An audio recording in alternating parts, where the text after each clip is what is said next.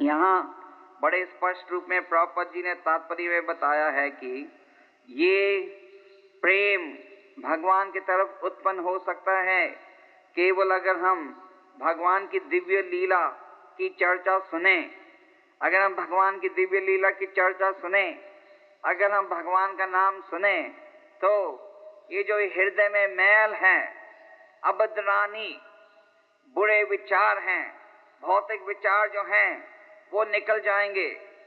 ये जो भगवान की कथा है, ये जो भगवान का नाम है, इनमें इतनी शक्ति है कि कितने भी बुरे विचार हृदय में क्यों ना हो, उनको वो निकाल सकते हैं।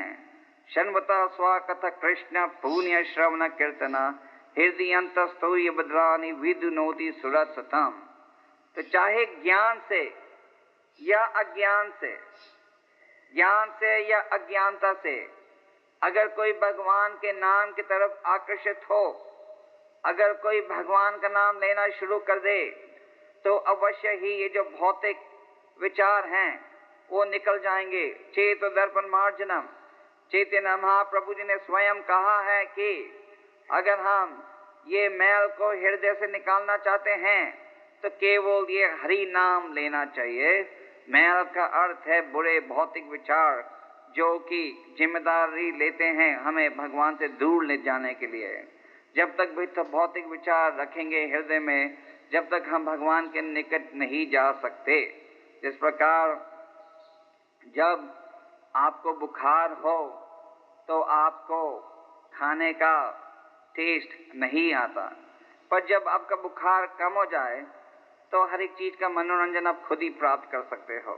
तो उसी प्रकार जब तक हमें भौतिक इच्छाओं को हृदय में रखेंगे, जब तक ये हरे कृष्ण मंत्र का पूरा लाभ नहीं उठा सकेंगे।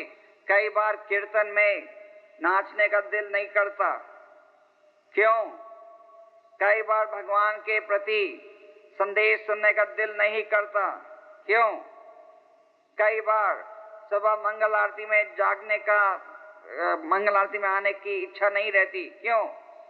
इन सब प्रश्नों का उत्तर केवल एक ही है, और वो है कि हम भौतिक इच्छाओं को रख रहे हैं हृदय में, और ये भौतिक इच्छाओं को क्योंकि हम हृदय में रख रहे हैं, इसके लिए वो हमें भगवान के प्रति आकर्षित होने नहीं दे रहे। तो ये जो भौतिक इच्छाएं हैं, उनको एकदम हृदय से निकाल देना चाहिए, और वो स्वयं वो हो सकता है अगर मैं हरे कृष्ण मंत्र की शरण लें और ये 10 नाम अपराधों से दूर रहें।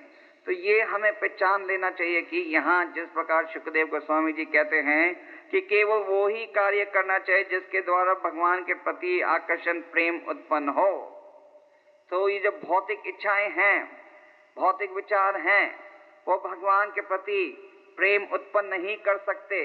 तो वो जो कार्य है वो केवल श्रम एव ही केवलम, वो समय का गलत उपयोग है। और चाणक्य पंडित जी ने कहा है, आयुष किसान एक पीन लभय स्वर्ण कोटि भी, कि अगर हम समय का गलत उपयोग करेंगे तो ये समय को कितनी भी कीमत से हम वापस नहीं खरीद सकते।